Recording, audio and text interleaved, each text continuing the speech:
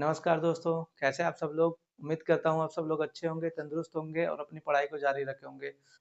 जैसा कि दोस्तों आप लोगों को पता है कि इस समय चुनाव का माहौल बना हुआ है, तो नई-नई वैकेंसी भी आती रहती हैं। सरकार का यही काम रह गया है कि जब चुनाव आता है तो एक साथ कई वैकेंसी लाके दे देते हैं कि जो ये भी वैकेंसी आ गई, वो भी वैकेंसी आ गई। अब उसमें लड़के उलझ के रह जाते हैं, लेकिन फिर भी आप लोगों के लिए सुकून की ये बात है कि आप लोगों के लिए वैकेंसी आ रही है और आप लोग अपनी मेहनत को ना और दुगने-तिगने स्पीड से आप लोग अपनी पढ़ाई को जारी रखिए दोस्तों, क्योंकि अब क्या है ना कि आपके पास समय कम है और आप देखेंगे एक साथ आपके 3-4 एग्जाम्स आपके टकराते ही रहेंगे। तो ऐसे में आप लोग ढिलाई मत करिएगा दोस्तों, और आपके लिए बहुत बढ़िया न्यूज़ है दोस्तों। अभी देखिए आप कई वैकेंसी आप लोगों के सामने हैं। कोई एमआरएस दे रहा होगा, तो कोई एलटी ग्रेड दे रहा होगा, तो कोई एडीओ की एग्जाम की प्रिपरेशन कर रहा है, तो कोई बिहार दरोगा के लिए लगा हुआ है। तो इस तरह से आप देखेंगे दोस्तों बहुत सारे एग्जाम्स आप लोगों के लगभग आसपास ही टकराने वाले हैं। तो आप लोग क्रॉस वेरिफिकेशन करके एग्जाम्स को पढ़ते रहिएगा। और आप लोगों के लिए एक अच्छी गुड न्यूज़ आई है दोस्तों कि बिहार दरोगा की वैकेंसी भी आ गई है ऑफिशियल। आज उसका ऑफिशियल नोटिस भी आ गया है दोस्तों। तो बिहार दरोगा के बारे में हम लोग डिटेल में बात करेंगे, उसके एग्जाम पैटर्न की बात करेंगे, कितने गुने लोगों को बुलाया जाता है, कब से फॉर्म भरने शुरू होंगे। ये सभी हम लोग एक-एक टॉपिक पे बात करेंगे दोस्तों। तो आप लोग वीडियो के अंत तक बने रहिएगा दोस्तों। अगर आप लोगों को वीडियो पसंद आए तो वीडियो को लाइक करिएगा और चैनल को सब्सक्राइब कर दीजिएगा। आइए दोस्तों शुरू करते हैं। जब हम बिहार दरोगा 2025 की बात करते हैं दोस्तों, तो इसके फॉर्म फिलअप की जो डेट है दोस्तों आप देखेंगे। आज कितनी तारीख है दोस्तों? आज 22 तारीख है। और इसकी जो फॉर्म फिलिंग की डेट है वो 26 सितंबर 2025 से शुरू होगा। और ये जो है आपका लास्ट डेट जो है 1 महीने के लिए आपको समय दिया गया है। आपके पास 1 महीने का समय है, तो आप जो है 26 अक्टूबर तक बिहार दरोगा का फॉर्म भर सकते हैं। इसकी बात करते हैं, योग्यता की बात करते हैं दोस्तों। तो अगर कोई भी ग्रेजुएट है, चाहे वो बिहार का नागरिक हो, चाहे other state, all India other state, तो अगर आप बिहार के नागरिक नहीं भी हैं तब भी आप ये फॉर्म भर सकते हैं। आपके पास डिग्री क्या होनी चाहिए? ग्रेजुएशन की डिग्री होनी चाहिए। एक चीज और आप लोग ध्यान में रखिएगा, इसमें जो है अपियरिंग वालों को नहीं बुलाया गया है। अपियरिंग वालों को नहीं बुलाया गया है, ये आप लोग ध्यान में रखिएगा। आपका ग्रेजुएशन कंप्लीट होना चाहिए।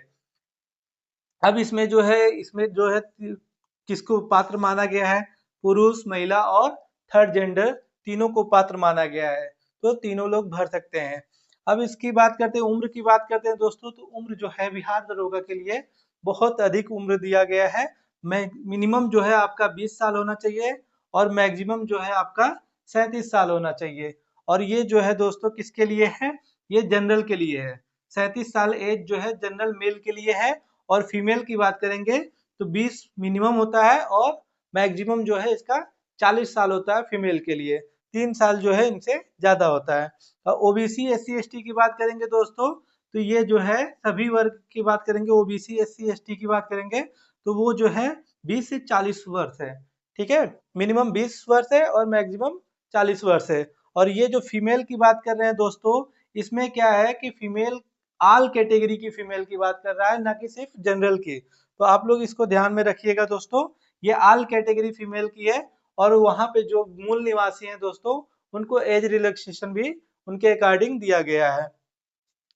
अब इसमें हाइट की बात करते हैं, बिहार दरोगा की बात करेंगे दोस्तों। किसी भी अगर आप ऐसे एग्जाम्स की बात करेंगे जो जिसमें मतलब जो दरोगा हो गया, कांस्टेबल हो गया, तो उसमें हाइट जरूरी होती है, वजन जरूरी होता है, तो ये सब देखा जाता है।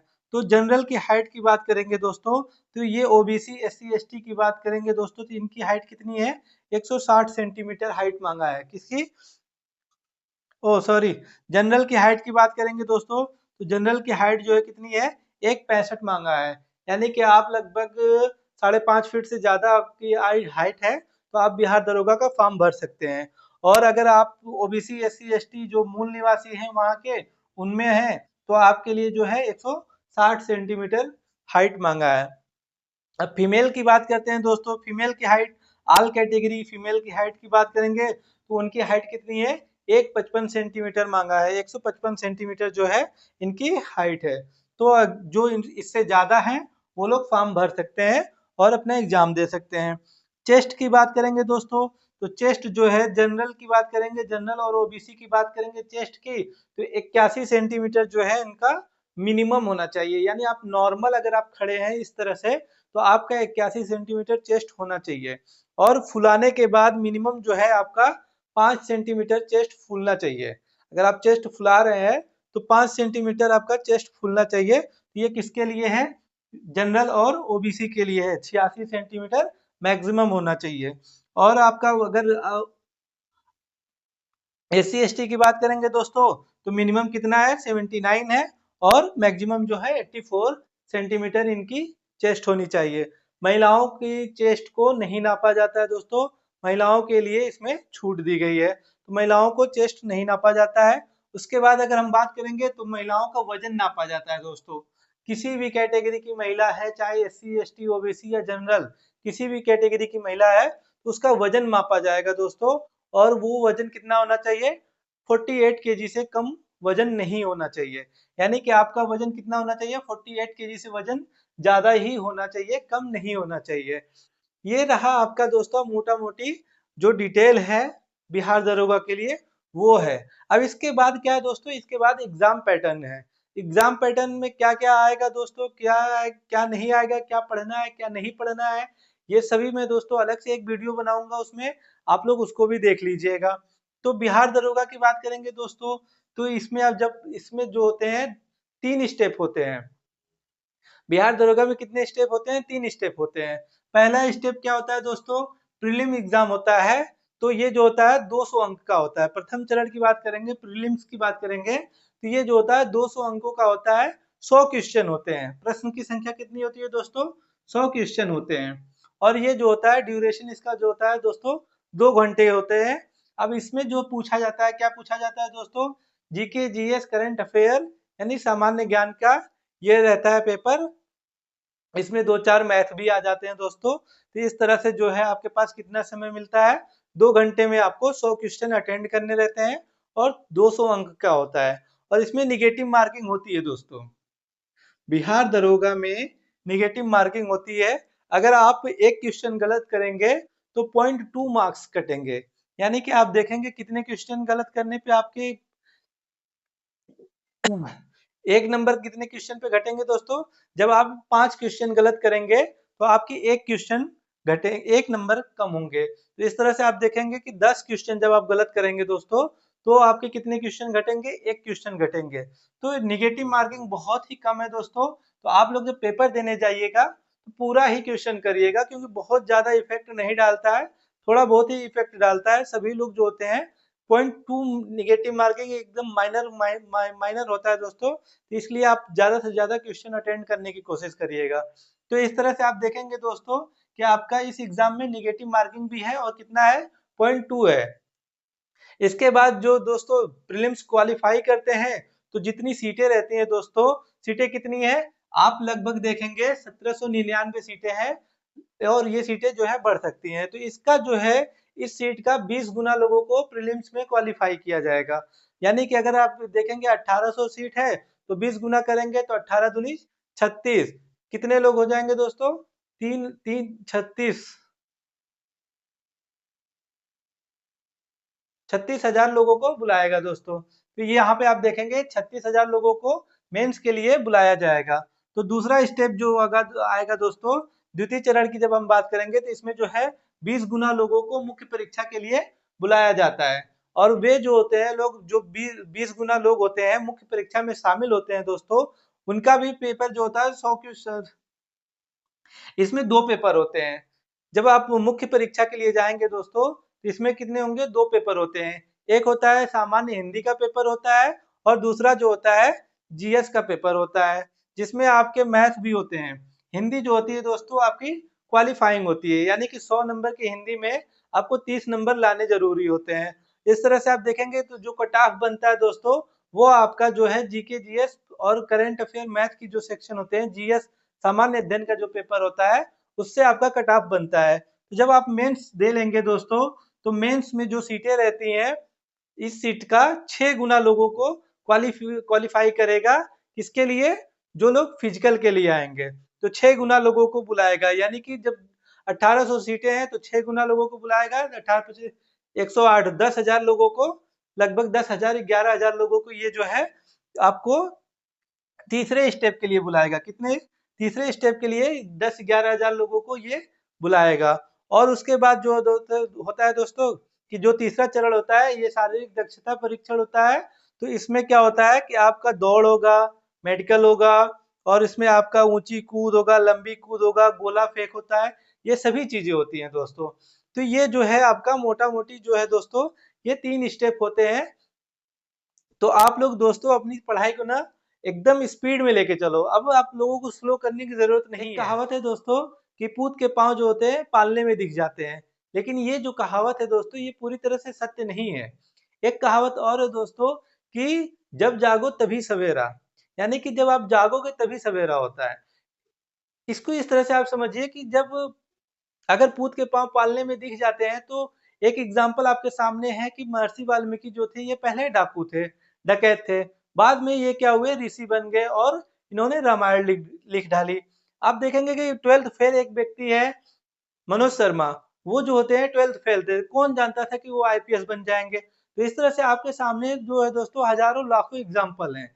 तो इस तरह से आप देखेंगे जब जागो तभी सवेरा होता है। आपके पास समय है दोस्तों, आपके पास बहुत सारे एग्जाम्स आ गए हैं, आप अपनी पढ़ाई को बेहतर कर सकते हैं। आपके पास 3 से 4 महीने का भी समय मिल रहा है, तो आप अपनी पढ़ाई को बेहतर करो। आप अगर अपने आप को मतलब अपने आप को जगा लेते हो ना तो ये आपकी बहुत बड़ी अचीवमेंट होती है। आप अपनी गलतियों से सीखने की कोशिश करो। और ये जो वैकेंसी है दोस्तों बहुत ज्यादा मतलब है, 1800 वैकेंसी बहुत ज्यादा होती है। आपको सिर्फ एक सीट से मतलब होनी चाहिए दोस्तों। आप 10 सीट पे तो नौकरी कर नहीं सकते हो, एक ही सीट आपके लिए बहुत जरूरी होती है। तो इस तरह से आप देखोगे दोस्तों कि जब जागोगे तभी सवेरा होगा। अगर आप अपने आप को नहीं जगा पाते हो तो ये आपकी गलती है। आप अपनी गलतियों से नहीं सीखते हो तो ये आपकी गलती है, किसी और की गलती नहीं है। अपने आप को बेहतर बनाना है तो अपने आप को जितना बेहतर बनाने की कोशिश करोगे, जितना रिवीजन करोगे, जितना प्रैक्टिस करोगे, जितने अच्छे से पढ़ोगे, वो आपको कहते हैं ना कि मतलब प्रैक्टिस मेक परफेक्ट।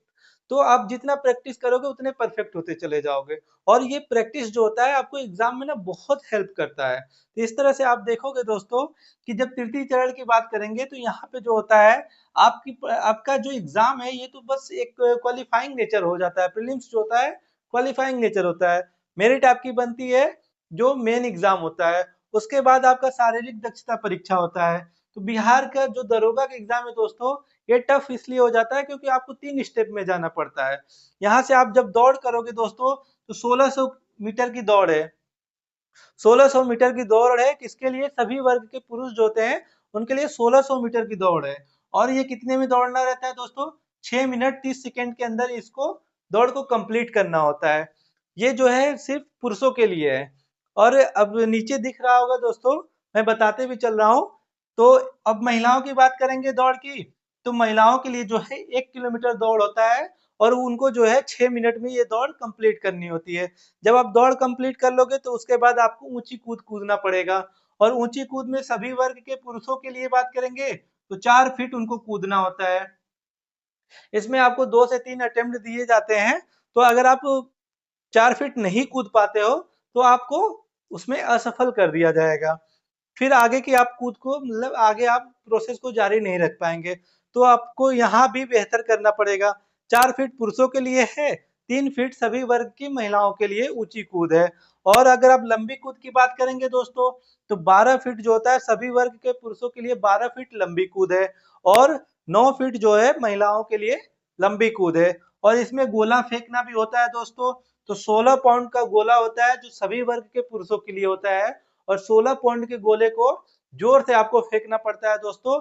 और कितनी दूरी तक? 16 फीट की दूरी तक सभी वर्ग के पुरुषों को 16 फीट की दूरी तक फेंकना पड़ेगा गोले को। पर उसका वजन कितना होता है? 16 पाउंड होता है। और यही जो है महिलाओं के लिए बात करेंगे दोस्तों तो 12 फीट होता है। किसने? महिलाओं के लिए 12 पाउंड का होता है। और कितना फेंकना रहता है? 10 फीट तक महिलाओं के लिए कितना है दूरी? 10 फीट तक इनको ये गोला फेंकना रहता है। इस तरह से दोस्तों बिहार दरोगा के लिए मोटा मोटी जितनी भी बातें हैं दोस्तों ये सभी मैंने आप लोगों को बता दिया है दोस्तों। अगर आप लोगों को कुछ भी पूछना है तो आप लोग कमेंट सेक्शन में हमें बताइएगा दोस्तों। और आप हमारे यूट्यूब चैनल से भी आप हमारे टेलीग्राम चैनल से भी जुड़ जाइए दोस्तों। वहाँ पे आप लोगों को GK GS current affair daily कराए जाते हैं। जितनी भी इन्फॉर्मेशन होती है सबसे पहले टेलीग्राम पे प्रोवाइड की जाती है दोस्तों। तो आप लोगों को अपनी तैयारी को बेहतर करना है तो आप लोग हमसे जुड़ जाइए। और जो भी आप लोगों की क्वेरी रहेगी दोस्तों कमेंट सेक्शन में आप जरूर पूछिएगा। मैं आपके डाउट को जरूर दूर करने की कोशिश करूंगा। मिलते हैं नेक्स्ट वीडियो में, तब तक के लिए धन्यवाद।